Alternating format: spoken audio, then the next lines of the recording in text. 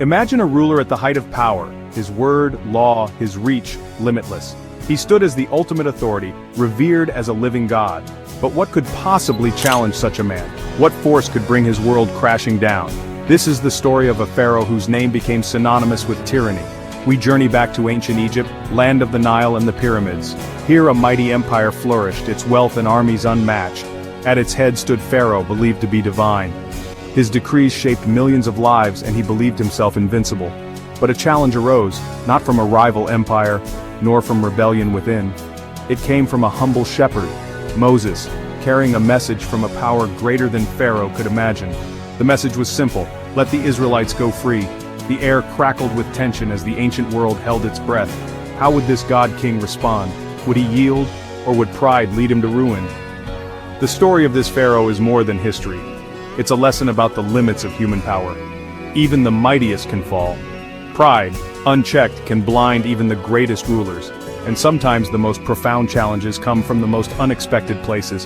This is the tale of a king, a prophet, and the unraveling of an empire. And it begins with a single defiant demand.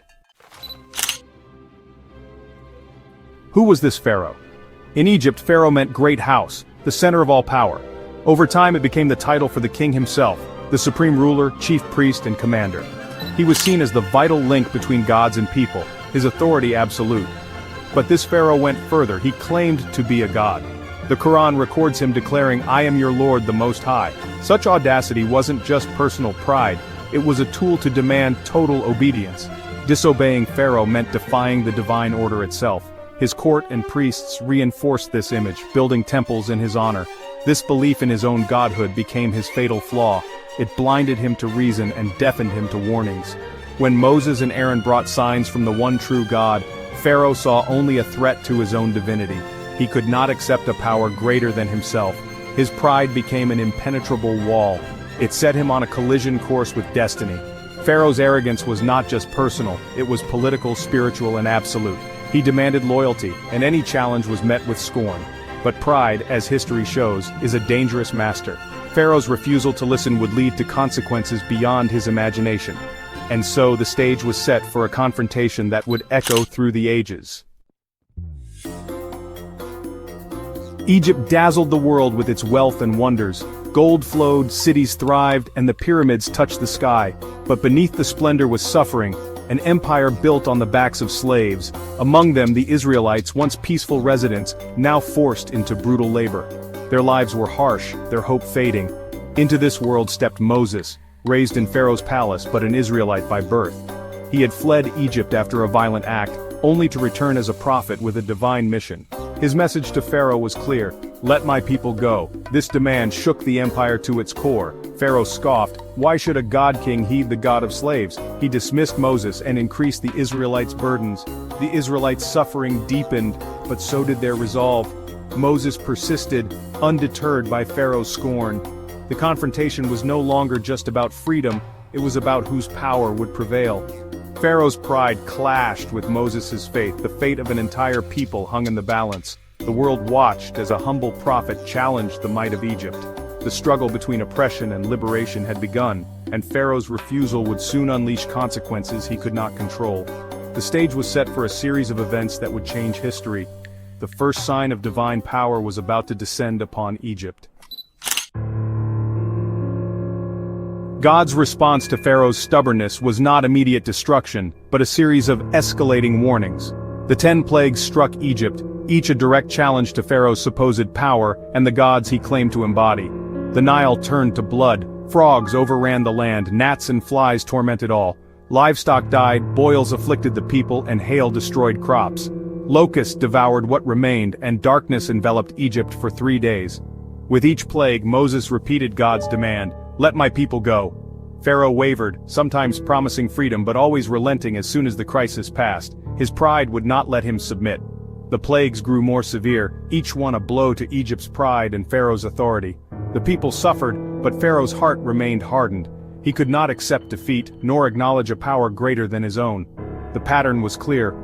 Disaster struck, Pharaoh hesitated, then refused. Egypt's gods were powerless, but Pharaoh clung to his illusion of control. The final plague would break the deadlock. The cost of pride was mounting, and Egypt teetered on the brink. The world watched as Pharaoh's empire began to unravel. The confrontation between human arrogance and divine will reached its peak. The fate of Egypt and its king would soon be sealed. The ultimate test was at hand. The 10th plague, the death of Egypt's firstborn, finally broke Pharaoh's will. Grief-stricken, he ordered Moses to take the Israelites and leave at once. Centuries